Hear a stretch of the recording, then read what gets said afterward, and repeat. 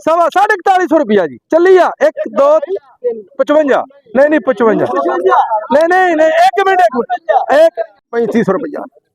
3500 रुपया 3550 रुपया 3600 रुपया 5 रुपये 3605 रुपये है को गाहक 3605 10 रुपये 10 रुपये 1 2 2.5 3 1509 1509 जी 3700 रुपया 3700 3700 3705 रुपये जी 3705 3750 रुपये 3900 रुपया 5 रुपये 5 रुपये 3950 रुपये 4050 रुपये जी 55 रुपये 55 रुपये 4055 60 रुपये 65 रुपये जी 70 रुपये जी 75 रुपये 75 रुपये जी 80 पूरा 4100 रुपया जी 1 5 सवा 4100 रुपया जी सवा 4100 1 3 सवा 4150 रुपया जी। चली आ 1 2 55 नहीं 55 नहीं 1 मिनट 1 हेलो आ चुप मैं बोली करदा 55 60 रुपये 60 रुपये 1 65 रुपये 70 रुपये 75 रुपये 80 रुपये 85 रुपये 90 रुपये 95 रुपये पूरा 4200 रुपया 5 उत्ते जी 10 रुपये बोलो बोलो यार चुप करो यार 4200 10 रुपये 1 2 3 शब्द कर देना 47 3500 रुपया जी 3500 3500 3500 सवा 3500 3500 3500 पौने 3600 पूरा 3600 करा जी पूरा 3600 5 रुपये जी बोल के जल्दी बोल के 10 रुपये 15 रुपये 20 रुपये जी 20 रुपये 5 रुपये 50 रुपये पौने 3700 पूरा 3700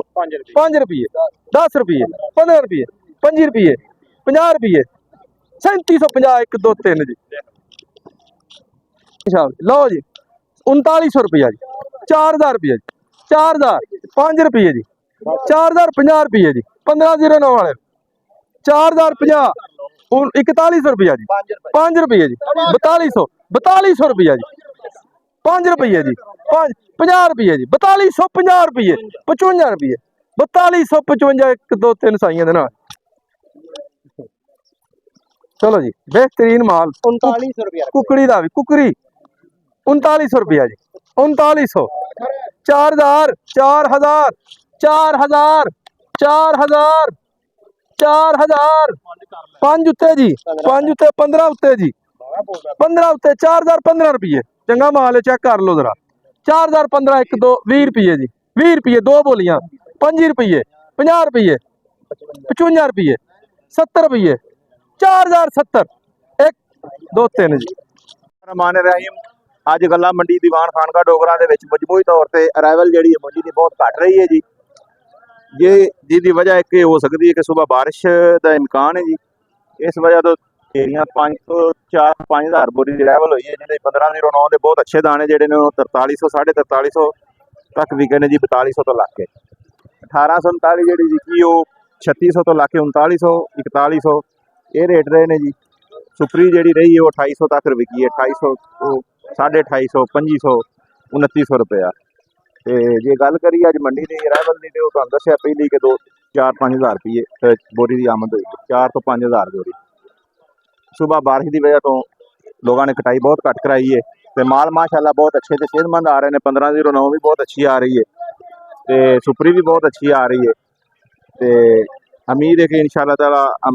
अराइवल बढ़ेगी मौसम जो 2-3 दिन खराब है इस तो बाद अराइवल बहुत ज़्यादा बढ़ेगी यकदम तो शायद